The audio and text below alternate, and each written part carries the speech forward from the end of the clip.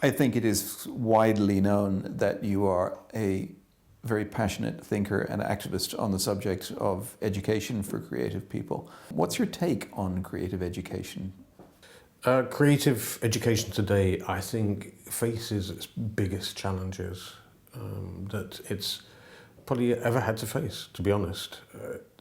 It's under attack and being undermined by a government policy that says it's unimportant. The reality is that the creative economy in the UK was responsible for more than the financial sector last year.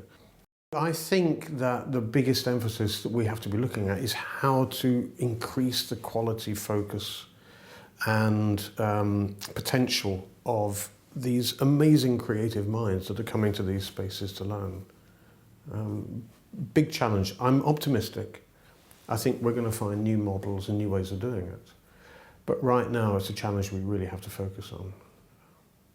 On this very day, I believe that you have been named the Dean of the School of Communication at the Royal College of Arts. That's an amazing achievement. How is that making you feel?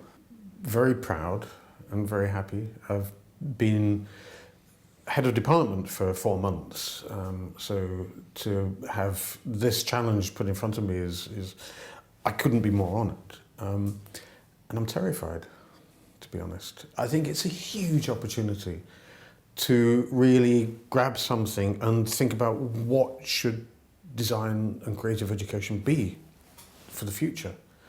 How can we keep hold of a traditional space for which the college is known, make that glorious, and at the same time build the tools for not only understanding what the future might be, but actually building the future. So what happens is the spectrum expands.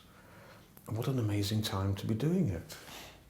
Like many people, I read Outliers, Malcolm Gladwell's very interesting book, and one of the horrifying suggestions to me anyway was that to achieve mastery of any given thing requires simply 10,000 hours worth of application to that, or was it even 10,000 days? Anyway, a very large amount of time. Is that your experience? Unfortunately, yes. And it probably took him 10,000 hours to come to that conclusion as well. But I never, ever saw what I did as a job. It's not a job. It's just part of who I am. It's that, when you talk about sacrifice, if you're not obsessed with what you're doing, you shouldn't be doing it. You have to be constantly driving to make it yourself and what you do the best possible.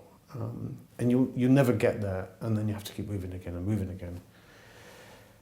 So if you're going to go into creative industries, it's an unforgiving space. Occasionally you get the thing that your mum's proud of course. And then occasionally you have the thing that is what you were talking about before, which is legacy, something that will inspire other people. And then you move on and you have to carry on. You never sit down and think, right, I did it. I think the role of design and the responsibility of a designer is to take these kind of hidden or invisible spaces and make them tangible and clear.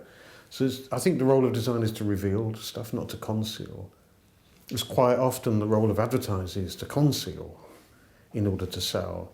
I think design was born in public service, and I think that it has a really great role in serving a public in the way that it's supposed to be revealing ideas and hidden messages. So that's why I went into it. I thought, well, I could go into advertising, which is what my dad said I should do. When I left college, it was 4 years of abject poverty, literally. But I didn't compromise.